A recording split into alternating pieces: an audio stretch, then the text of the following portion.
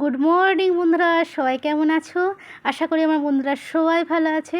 বন্ধুরা, আমরাও সবাই ভালো আছি। তো বন্ধুরা, আজকে কিন্তু আমার সমস্ত কাজ সারা হয়ে গেছে, বুঝেছো তো?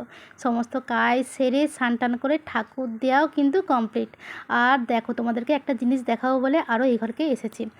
একটা মানুষের কটা হেডফোন লাগে বলো? তোমাদের ভাইপোর দেখো, এই একটা হেডফোন, এই একটা হেডফোন, ওই একটা হেডফোন। ভগবান, আমি একটা হেডফোনই ব্যবহার করতে পারি না, তোমাদের ভাইপোর তিনটে হেডফোন। তিনটে বললে ভুল, চারটা হেডফোন। ওই ঘরকে একটা নিয়ে গেছি, ওই সরু তারের যে হেডফোনগুলো হয় না, মহালয়া শুনবো বলে নিয়ে গেছিলাম, তো আর আনা হয়নি, বুঝেছো? চারটা হেডফোন। তোমাদের ভাইপোকে তো সমানে বলি, তুই কানটা খাবি, যতক্ষণ না খাবি ততক্ষণ তোর শান্তি নেই, জানিস তো? আমি কানে হেডফোন দিতেই পারি না, আমার যেন কান অস্বাভাবিকভাবে যন্ত্রণা হয়, জানো তো? তো যাই হোক, দেখো দুটি মুড়ি টুড়ি খেয়ে চলে এসেছিলাম রান্নাঘরে।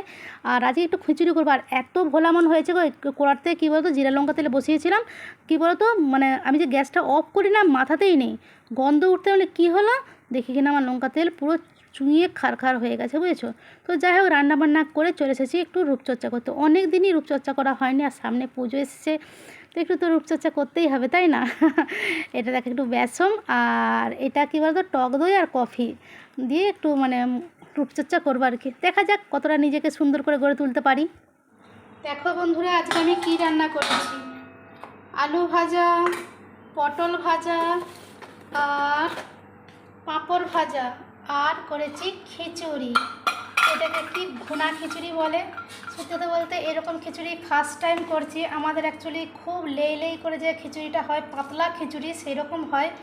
তো আজকে আমি এই যে এইখানের মতন খিচুড়ি বানিয়েছি। এখানে দেখি এরকম শক্ত শক্ত কি ভুনা খিচুড়ি বলে, বুঝতে পেরেছ?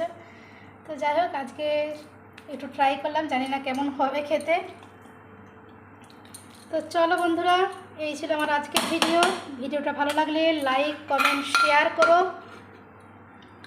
আর বন্ধুরা সবাই ভালো থেকো, সুস্থ থেকো, আর এভাবেই এ বৌদির পাশে থেকো। তো চলো আজকের মতন রাখি, টাটা, বাই।